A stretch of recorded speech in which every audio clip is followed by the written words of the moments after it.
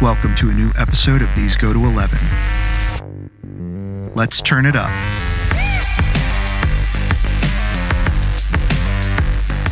Hey everybody, welcome back to These Go to 11, an unchurchy conversation about everyday faith. Please make sure you like, subscribe, and review on your favorite podcast platform. This not only helps us to get our content out there, but also helps us to find out what you, our faithful listeners, think.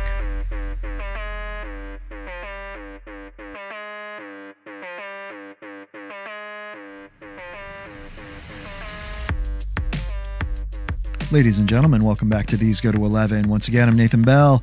Joining me as always, Greg Dutcher. Greg, what is going on, my friend? If I'm right, this is dropping on Tuesday, September the 2nd. Tuesday the 2nd. So yeah, Labor Day was as early as it could possibly be this year. It was Monday the 1st, right? Yep. To the chagrin of every child. Right. Because they are going back after Labor Day. They're going back after Labor Day, yep. But that's where you want Labor Day to be, September 7th. Yep.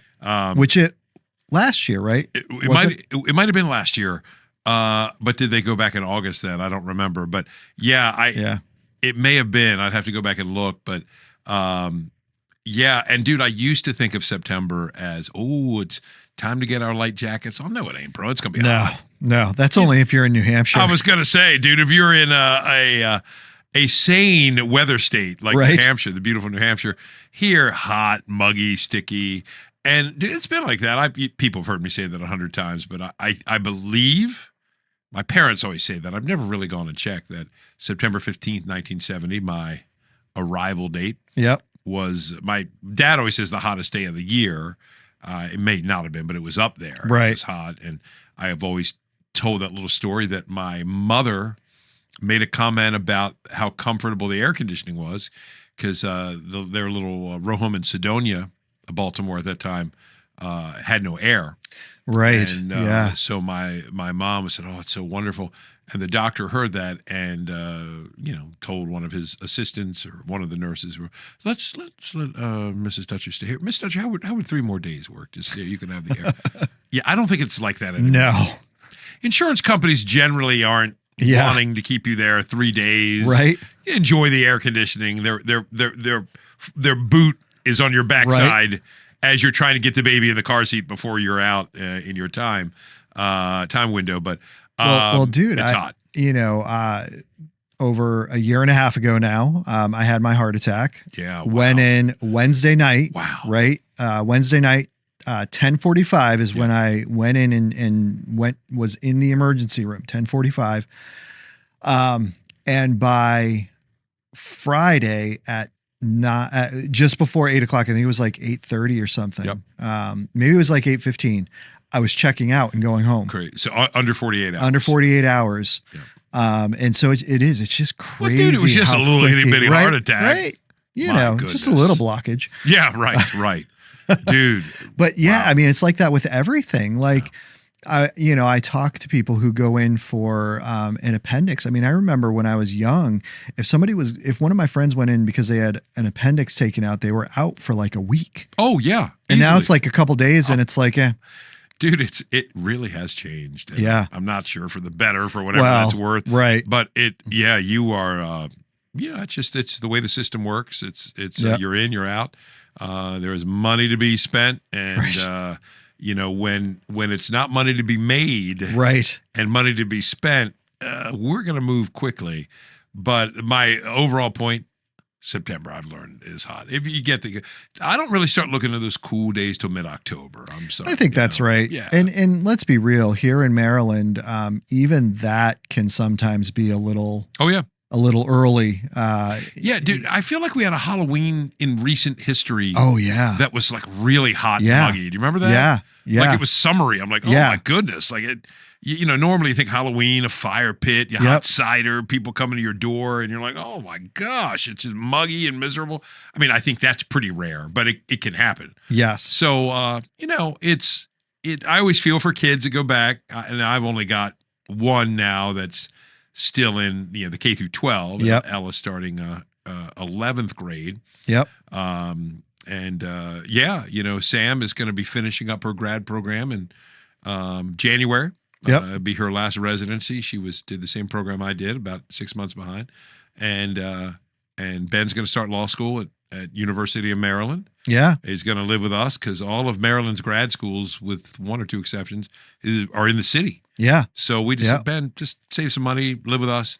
It'll be good. Isaac has been at Albright now for a few weeks, and football is soon underway. And you'll be making some trips up there to see some games. Yes. And, and it dawned on me that soon I will be unaffected by a K through 12 school calendar. Now watch how brilliant I pivot, dude.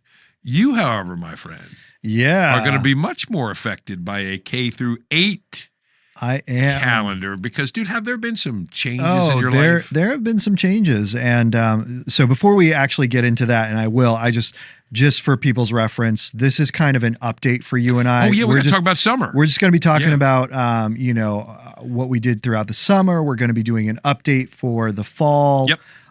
But this does apply because I have been working throughout the summer. So back in May, I took a position as a head of school here in Maryland, down in Kent Island. Yes. So it is an actual island. It's really, it is technically the Eastern Shore, right? Because it's on the east part of it, but because it's an island, it's not attached to the mainland. So it is the last kind of piece before you hit mainland Eastern Shore, Maryland. Beautiful area. Joy and I have been, of course, I've been down there for work throughout this summer. Joy and I have gone down a couple times and spent a couple weekends down there just to get to know the island. Dude, it's amazing. It is such a difference, right? I mentioned my heart attack earlier.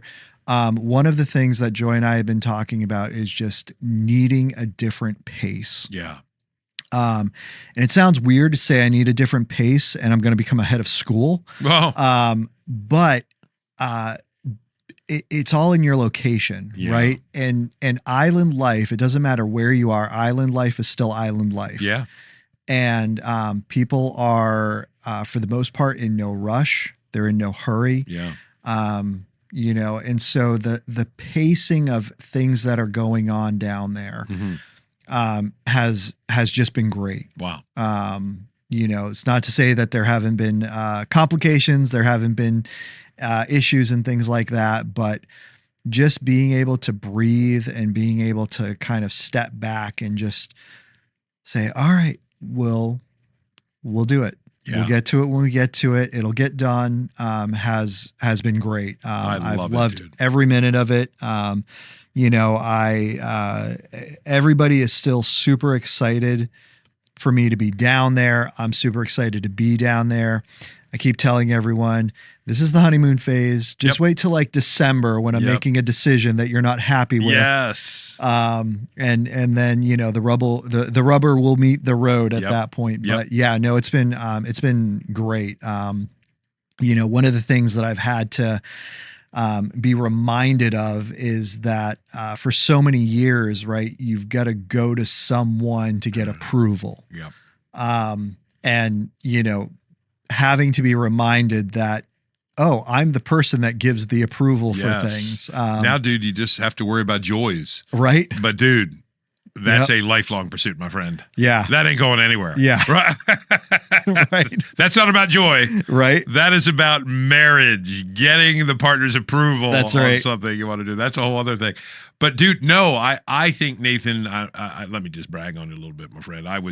You're not saying a few things, but you were courted by this particular school because I think they really saw a strong leader at the right season. And there was another school as well that wanted you and made you a very good offer. And if you remember, dude, a lot of this was in process as we were kind of finishing our summer stack of podcasts. Because if you haven't figured out now, Nathan and I are having insanely busy summers, as we'll say. He's been busy, I've been busy, and we just know it's good to have those things set. 100%. Yeah, and then we jump in when we needed to, like when we did the John MacArthur, or the movies, big summer movies.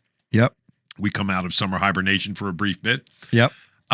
But you were doing all that was going on while we were recording. Yeah. And we didn't have enough certainty. But dude, what stood out to me was, hey, Nate, a lot of people would enjoy those hard decisions. Yeah. Because it just feels good to be wanted. Yeah. And that's how we're desired. And your skill set and your track record, I mean, I wasn't surprised at all. And I think you're, having known you the years I have, dude, you're not afraid to make a decision. Yeah. You're okay if not everybody's going to like you because of that decision, which, dude, is important. Yeah. You are better suited at that, as you know, than I am. Matt Smith is better suited than that than I am. No, and I'm envious at a distance. I'm just thankful for how God wires this, because you have to, in that role, dude, as a head of school, I mean, you're kind of a head of state. Yeah. You've got a lot of thinkers. Teachers are thinkers. Yep. Teachers are passionate. Yep. They're going to have strong ideas, and you're going to want to be an ally to them and a support, but you're also the top banana, right? And there are times that, like, well, guess what? I know I can already tell whatever decision I make, I'm going to have some detractors. Yep. And that can't prevent me from making the decision. Right. Because it has to be made. Somebody has to do it, and it's not always fun. But dude, I'm so confident, but you're also so good with people. And I love, dude, that you have been going down there. You don't have to say it, dude, but I will. I think you've even gone down there before your contract officially kicks in. Yeah. And that to them has got to speak volumes. Yeah. Because it just shows what you're prioritizing. Yeah. Is a good, healthy relationship. Well, you mentioned the part about, not minding what others think of me. Right. Yes. And I always say, like, that's a blessing and a curse, dude, because, the fact that you do care what people think about you, that weighs mightily on your decisions, right? Sure. And you have that, not just the sympathy, but you have the empathy for someone, right? And that's a piece that can often be missing with that, right? And so that's something that I told them, like, I'm like, look, I'm the guy who can make the decision, and I'm not going to care what people think about it. Yeah. But you need to understand, like, as much as that sounds good now in the moment, like, when I make a decision that you're not going to like, you're going to see where the reality of that comes in, right? Yeah, absolutely. And that, the fact that you're unhappy with me doesn't matter to me. Yeah, of course. And so. But you balance that, dude, with knowing you all the years I have. If say there's a teacher or another administrator or a parent, heck, even a student, right, that comes. I mean, a student's kind of because this is a K through 8 school. K through 8 so school. The oldest you'll have would be a 13-year-old, Yep. basically. But I've seen you interact with youth. You do that here. I've seen you do it for years, and I think you have a good way. So let's say an adult that interacts. I've never known you not to listen. Yeah. I've never known you to say, I don't have time for you. You would listen. Yeah. You'd take it under advisement. Yeah. And my sense of you, Nathan, if there was new information that you truly, I've never processed that information. Right. Let me process that new information you're providing me. Yeah. You would give it its fair due. Yeah. Let it kind of filter in your mind.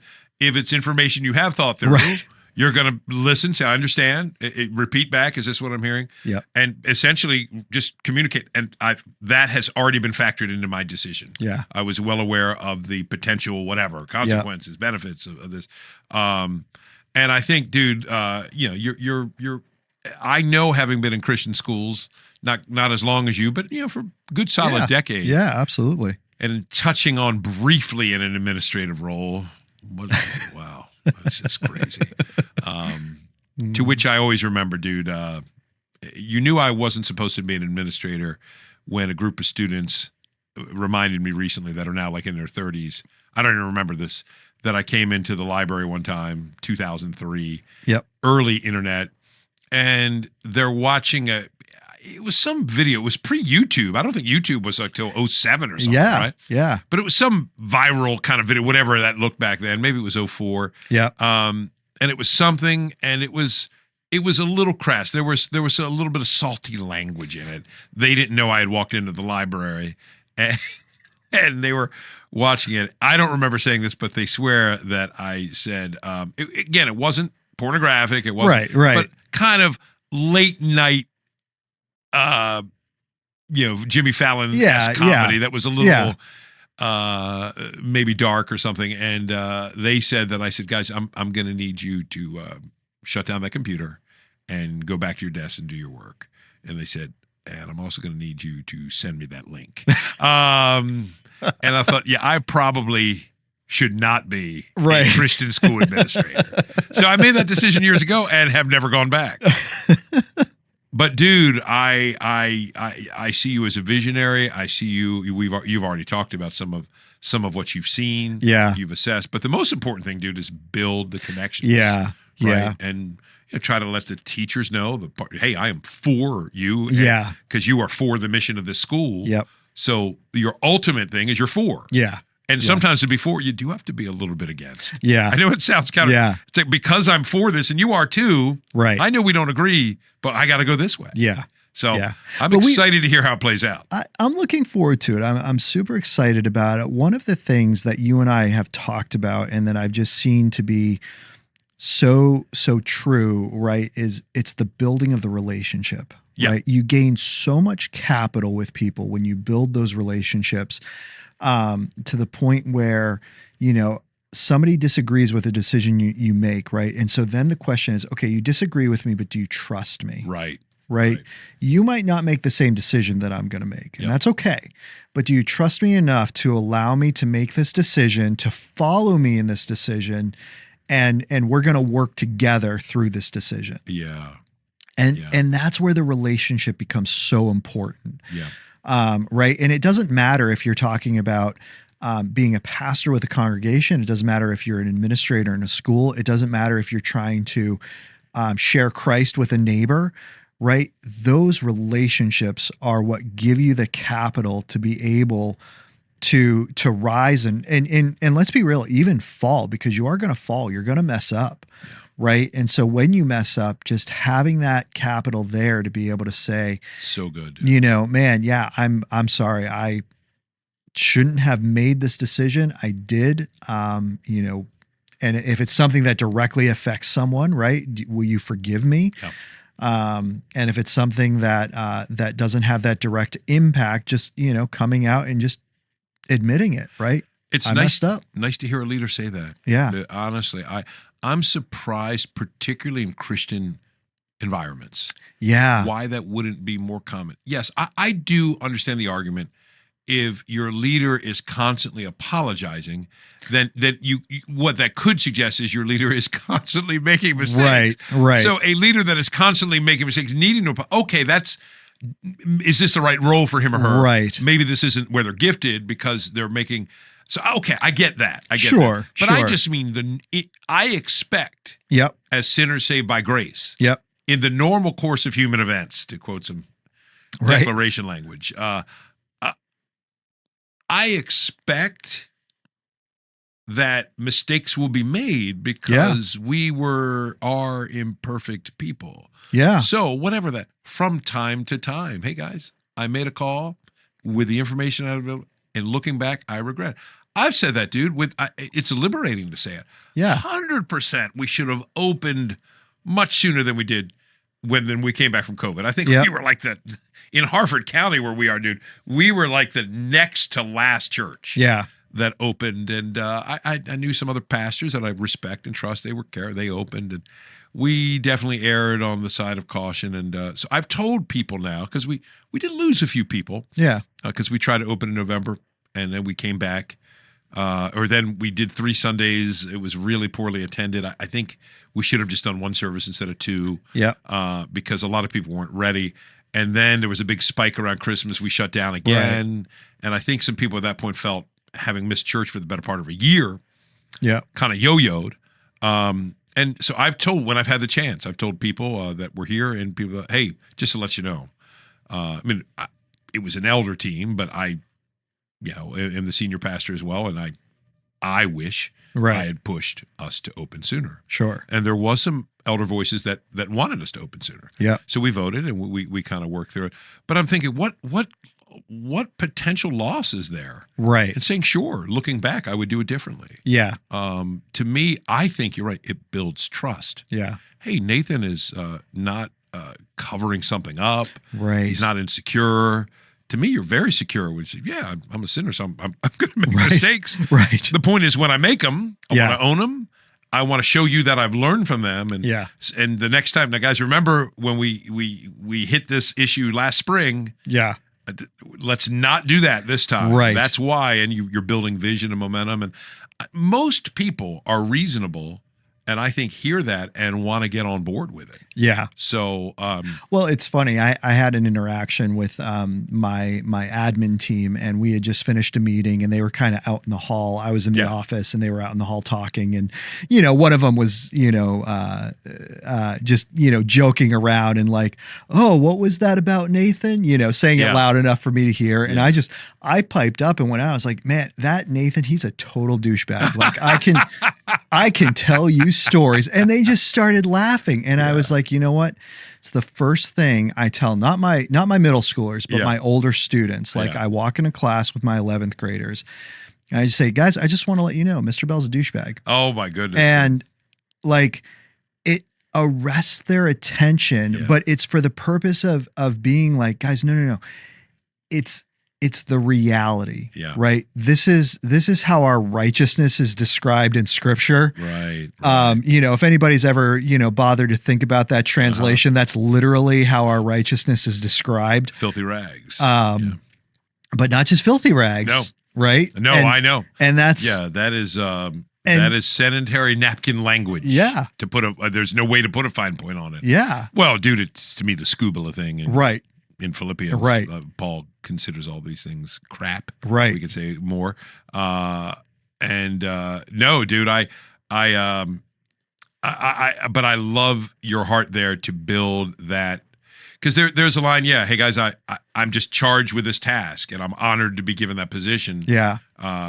It doesn't make me better. It just right. This is my role. Right. Just like you have a role, and one of the roles is making hard decisions. And dude, there are times like, ooh, let somebody else make that decision, dude. Because I do not want to make it. No, no, thank you. I'm fine over here. And, not having to make it, or sometimes a shared decision. Yeah. So I can blame. It's the other guys. Right. But no, I am thrilled, dude. And with that change, I remember when you guys did the Kent weekend, that looked really fun. You sent some pictures. Look like a great time. Poor Joy, I know. Joy, if you go down again, wear your sunscreen. Right. Oh, I know. That as a very fair complexion lady, she paid that price, unfortunately. Yeah. I can relate to, because I can't tan at all. I just burn, and it kind of moves into something. But that looked like a lot of fun. I know you guys got a second car.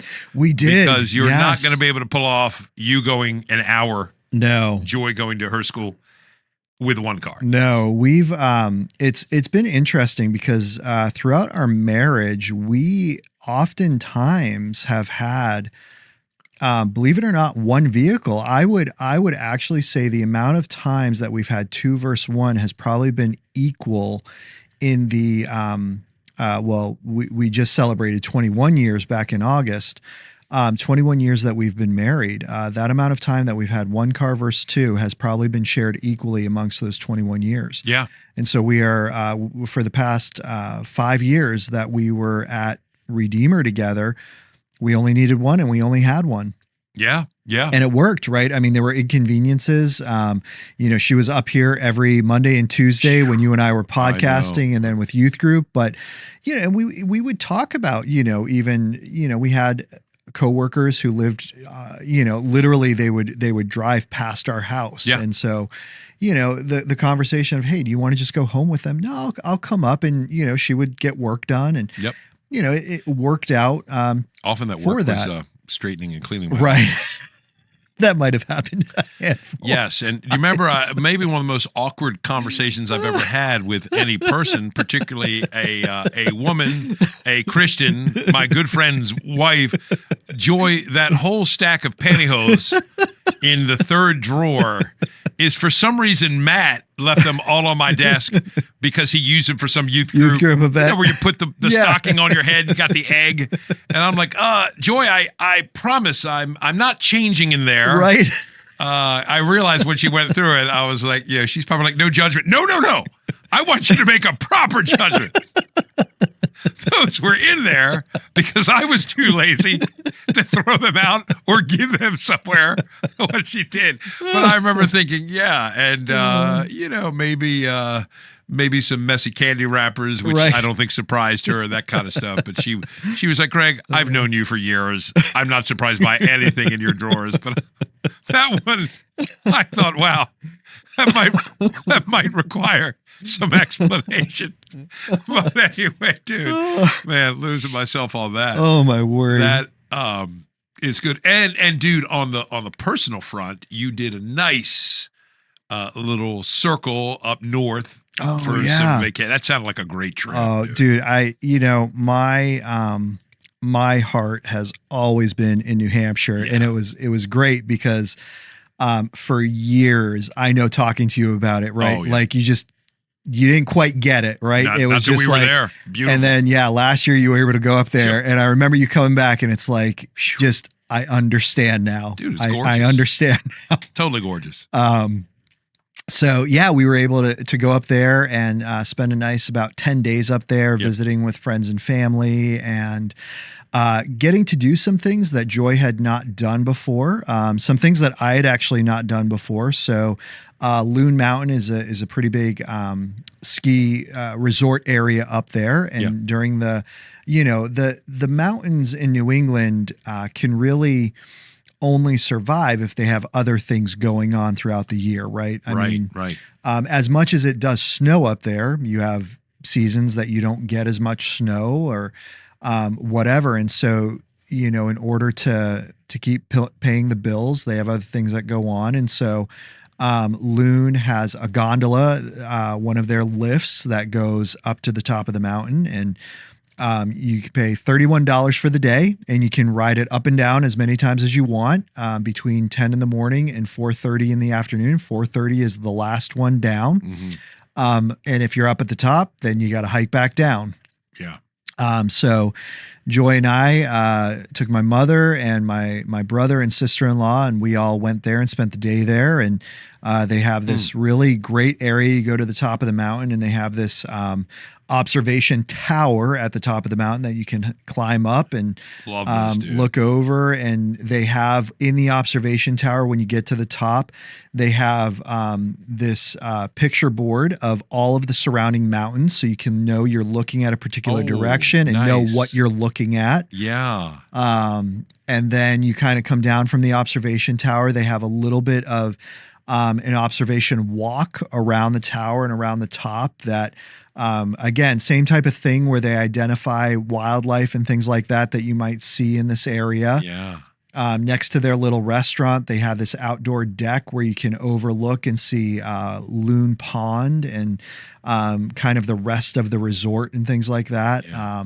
So just beautiful area. So we spent the day there. Joy and I took the gondola up with everyone. And then about lunchtime, we were just talking about it. It's like, hey, I'm kind of in the mood to do a little more hiking and exploration. So my mother and brother and sister-in-law obviously were not going to hike down the mountain.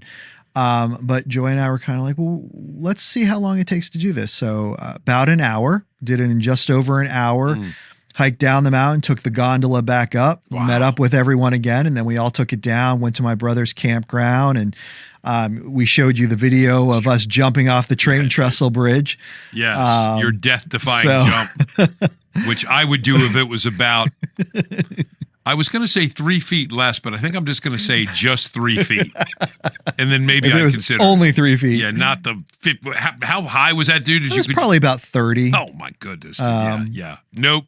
So not anymore, dude. Yeah. Maybe 15 years ago. Yeah. Not anymore. I didn't want to be in traction on day one of my vacation. That's a great video though, dude. You and your brother. So fun. Just kind of staring down at it and jumping in. It was awesome. Yeah. Oh, it was, again, just such a great time, just reminding, the things that you did growing up and just having those experiences again. And so wonderful time, wonderful experience. So glad we were able to do that. And then, came back. July 14th is actually when I came back, and that was supposed to be my official start date. Yeah. But I had basically been going down to the island, down to the school a couple times each week before then. Yeah, because weren't you going in May? Yeah. I was going to say you were way ahead of schedule. Yep. Which is awesome. I'm sure they really appreciate it. It really worked out well. Yeah. They had a disruptive situation, head of school, just in April. I'm not going to comment on that, but just that's the situation they found themselves in. Yeah. And, they needed somebody to be able to go in and start making decisions and be able to start running the school again. And so it was a joy and a privilege to be able to just kind of jump right in and do that. And I love it.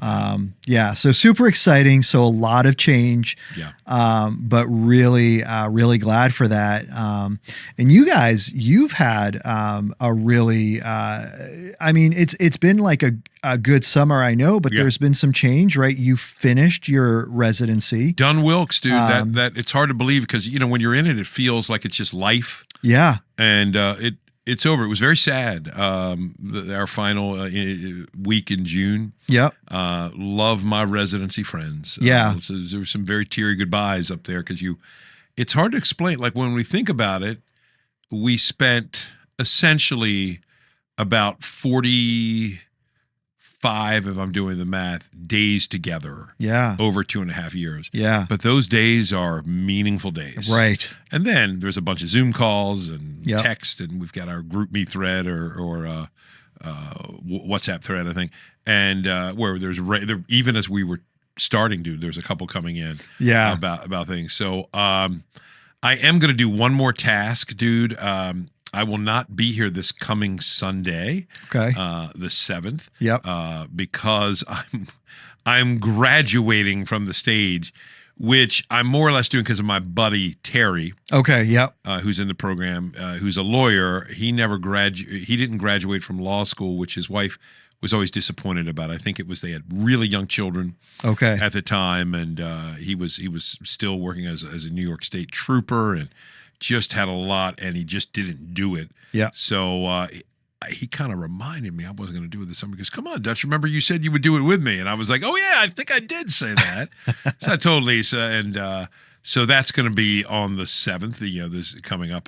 I'll kind of officially graduate with the Master of Fine Arts on the stage. Yep. I don't think Terry will listen to this.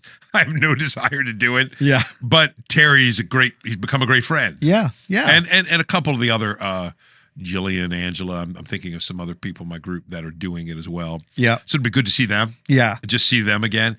And I think, dude, I think the most of us I think we're going to stay in contact. Yeah. So David Hicks, our director, the night, they kind of do like an informal graduation in the banquet hall. You have your dinner and there's a couple of speakers, and then they call up those who get their MA. Yeah. Which I did a year earlier. And some people stop there after a year and a half. Yep. And if you do the next full year, you get your Master of Fine Arts. I did that again because it's a terminal degree. Yeah. And when I started looking at this back in late 22, like fall of 22, I thought I'm not going to try to get a PhD, dude. At that point, I would have been 52. I was not going to try to do that at my age, the money, the time, the commitment. Even though I love teaching and wanted to cement more of that aspect to my life, I wanted to I got some advice. Well, the MFA is a terminal degree. Yeah. Because in creative writing, you can't go further. Yeah. Or farther. I think it's further there because it's more conceptual. Sorry, I nerded out. Right. Anyway, I think you can get a PhD in composition and rhetoric. Okay. It's a kind of a similar. So if you look at some full-time college postings, they want a PhD, but honestly, a lot of people don't get that degree. Right. Boy, that sounds dry as a bone, doesn't it?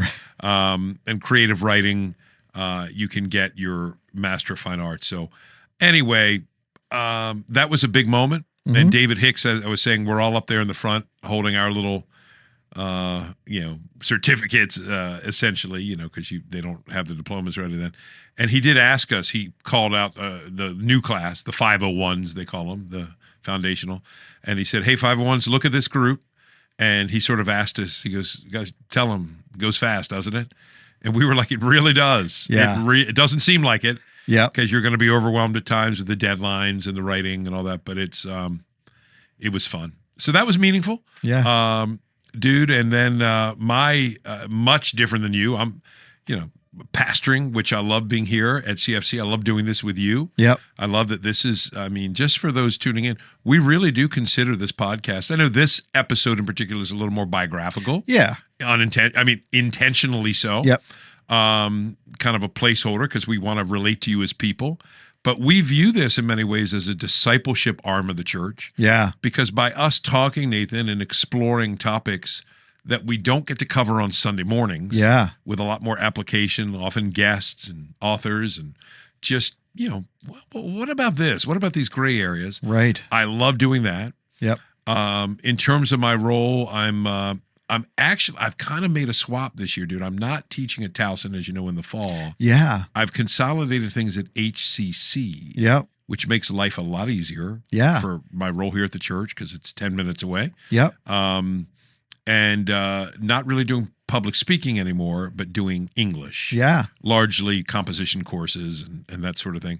And they did, as you know, offer me, I'll be careful how I tell this, would I be interested, they're reviving some courses in the religion and philosophy department. They haven't really done it since COVID, history and literature of the Old Testament.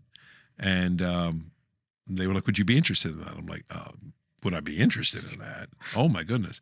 So I did the kind of formal interview. Yep. It was interesting. I'm not sure everybody that was involved knew what an MDiv was, right. Master of Divinity. Right. And you don't want to sound like the pretentious jerk. Well, that's all Masters of Divinity. First of all, what a terribly named degree. Right. What have you mastered? Divinity. I've mastered the divine. Yes, I have mastered it. I have all the answers. But I'm glad she looked at my transcripts because I think the one lady wasn't sure, is this, and I understood she must know I'm a pastor because she said, this is not faith-based. Right. I said, no, I get that. Right. And so asked, what would I appreciate about, I said, the Old Testament? I said, wow. I said, one, it's incredibly elaborate, beautiful construction. Yeah. What the poets do, what the prophets do, and their structure and their organization, the impact on Western civilization, culture, law, music. I mean, my goodness. There's 100 ways to explore it. And then in the spring, it looks like the opportunity to do the same with the New Testament. So that's kind of cool. Yeah. Never taught that on the college level. Yep. Taught a million versions of it here. And so that's kind of a new feature. Yeah. So in some ways, I'm really liking that. I think it'll give me more margin. Yep. And breathing room. I didn't shut the door at Towson because I did enjoy it. Towson's a good distance. Yeah. When you're pastoring as well, and I just thought I want to be really careful with my time. Towson feels like, because when I was looking at different roles, Towson also feels like it's in a bit of a transition internally, and so it can be a little bit more complicated when organizations are in transitions like this. Yep. For them to sort themselves out and what they're doing and teaching and all of that stuff. So like Comm Studies has a new department head. I haven't even met her, but Jennifer, the older one, is taking a new role. There is a lot of transition going on. So I kept that door open, very friendly, just kind of explain the semester. And as an adjunct, it's not like they're depending on you. It's kind of what's available, who's available kind of match. So I just said, I'd like to keep that potentially open for the spring, which they were happy to. I filled out my course request, which means this is what we would offer you if you could do it. Yep.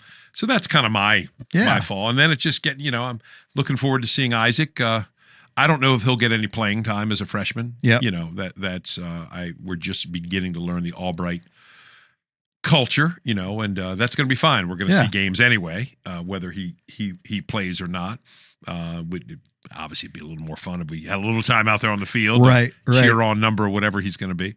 And then, dude, I know you got to be fired up about the new NFL season. Oh man, you and Matt Smith, dude. Here's the biggest thing. I have a brother-in-law who is playing for Clemson, dude, and I'm totally clueless to him, dude. Like Isaac, I didn't when you shared that the other night. Yeah, when we were all together. was blown away. And I thought I told him that. He goes, Joy's brother is a running back at Clemson. I said, yeah. Yeah. And he's like, Clemson, D1? Yeah. I said, yeah. A pro-ready school? Yeah. You know, he knows that's not in the cards for Isaac. We're just happy that he can play. Sure. But he was blown away by it. Yeah. Well, and then you look him up and it's like, yeah, it is impressive. And I'm like, yeah, I don't care. Like people ask me all the time and I'm like, guys, I was not a football fan before this. This is not going to make me a football fan. Yes. He very well could be so good that he gets drafted in the NFL and I still won't care. Yeah. And you'll be, I know. Although, dude, I will care and I will be pressing you on every contact to get tickets. My brother is a huge football fan. He cares far more than I do about all this stuff. So, you know, it's funny because, yeah, like Joy cares slightly more than I do, so she has a little bit more information. Oh, of course. But I'm like, yeah, I just, that doesn't, whatever. Yeah. Like, good for him. Like, to me, I view it as like he's doing something he loves, and so good for him. But like, I don't need to know about it, and I don't need to care about it. Like, I'll, you know, when I get together with him, hey, how's it going? You know, how you doing? How's training going? How's your classes? You know, like, I still ask about him, but I'll be tracking, dude. I'll let you know. There you go. Yeah. Right? There you go. Dude, Isaac will probably be tracking him while he's playing. But dude, that's always fun because you know, I know that's where you and I don't connect. Right. But we're in a fantasy league. Will Grant, who, you know, moved down south a couple years back, you know, is back in the league. He's going to commission it, which is a great. Isaac did it last year, but I said, Isaac, I don't want you doing anything but focusing on school. He knew that too. He didn't want to. And my son Ben's going to be the treasurer, which means all the entry league fees are owned by him. I said, Ben, do not spend it. You'll be tempted to. Right. But if you spend it, you better be the big winner at the end, or you're going to owe. So just keep it in your Venmo. So that's always fun. I like this time of year for that and kind of heading into the fall season. Yep. And dude, I know we're almost out of time. Yeah. But we got to preview a little bit about what we're doing the next month or two. I am super excited. So obviously August was, dude, wasn't it great to be able to kind of do a series at the beginning of the summer on the Old Testament and then one at the end of the summer on the New Testament? I loved it. And really these were previews to something that we're going to start doing on this podcast. Sorry about that, dude. Which is opening my phone as you're talking and playing like a CFC video. Keep going. Which is, November, I think we're going to start dedicating. November's always been an interesting time on the podcast because we're really solid on our episodes through October. And then in December, we always know where we're going. We always know it's going to be Christmas. But November's always an interesting time. We're always racking our brain with what to do and how we're going to do it. So we've decided that we are going to take a fall and a spring series once a month, and we're going to start doing books of the Bible. And so I'm going to start with November, and then I'll kind of work my way backwards. November, we're going to start with the book of Ruth because, Greg, you and I have talked about this. I think you even mentioned this on the podcast. Your favorite book in the Old Testament is Ruth. Hands down. Love it. And I love Ruth. I think I'm a big fan of the story that's being told there, right? There is, it's kind of sometimes can be cliche to say there's a gospel story in all of the stories, but there is a clear gospel story in the book of Ruth. Pure gospel. And so we're going to start there, and then we're going to kind of decide probably our May. We're going to do a New Testament, and we're going to do the book of Colossians, which is your New Testament book. Which is my New Testament book. Which is good. And dude, I approve. I think it's a good book that should be read. Oh, wait, the book got inspired. Yeah, maybe that's true. It gets my vote. Good choice. Good choice, dude. Good choice. I and the Lord give it a thumbs up. And I'm sure. Never mind, dude. I was going to say, yeah, that's a really good book. Like, yeah. Shut up, Dutcher. Just slither off into the background somewhere. Yes. But we're gonna that's gonna kind of be our rhythm for the next several years. Oh, dude, I love it. November we'll take an Old Testament book, and then we'll go new in the spring. Yep. October we're gonna stick with. We started this last year in talking about books and doing book reviews. Great and books. So we're gonna do great books. I can't wait, dude. I've already got a few that I've been reading this year. Yeah. Some I expect to read before we get there. Yep. And these aren't, can I just say, these aren't necessarily going to be Christian books either. Nope, like, some will. These are some will for sure. Just books that have, in classical education, we would say like virtue, right? Yep. That's what you're looking for. Like where do we find the virtues in the stories? And so some of them are going to be nonfiction books that were like, hey, I think if you're looking for some great teaching in this area, here's a book that you should gravitate to. But others are, if you're looking for a book that really shows like the depravity of man and the redemption of God, right? Even if it's not explicitly stated, here's a book that you should go to. And so we're going to do that. And then September, what we're going to be focusing on this month is the Imago Dei. Yeah. Right. The image of God. And we're going to focus specifically on the role that Christ played as prophet, priest, and king, and how that role has been transferred to us as his followers. Dude, when we had that kind of brainstorm session a while back, I got really excited. I think that is a topic we've not really addressed. No. I'm sure we've, because of everything's connected, we've made comment here or there. But the opportunity to kind of look at what it means to bear the image of God and the implications of those prophetic, kingly, priestly functions in our own lives as distinct from anything else God has made. Yeah. This isn't something of the animals or the oceans or the cosmos, the galaxies. That's not their job. Right. But we have a certain functional role, and I'm excited about it, dude. Yeah. No, I'm very excited because I think we're learning, right, is that whether you're doing life, and we talked about this over the summer, right? You have rhythms in life, and when those rhythms get interrupted, it can be tough. Yeah. And so I think what we're learning is we want to have rhythms on this podcast. And so the general thing, right, when we come to Christmas, we're going to be doing something Christmassy in December. But I'm gonna hold on to that one for a little bit because what we're going to do is actually going to be very different than anything we've done before. Yeah. In December. And so really looking forward to that one when we get to that.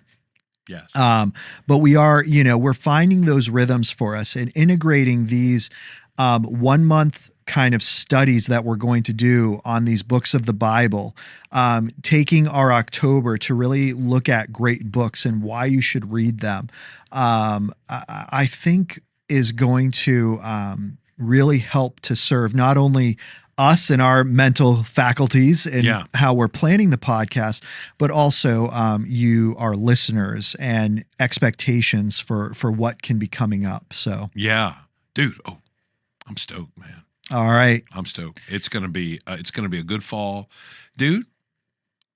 Good blessings on your new role. Thank you. Thank you. I can't wait to see how it unfolds. Yes, and I will be excited to hear how Isaac does. Yes. Throughout the season. I'll be giving updates. That's for sure.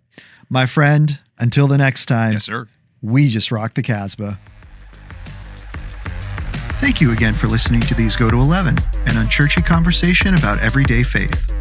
Once again, please make sure you like, subscribe, and review on your favorite podcast platform.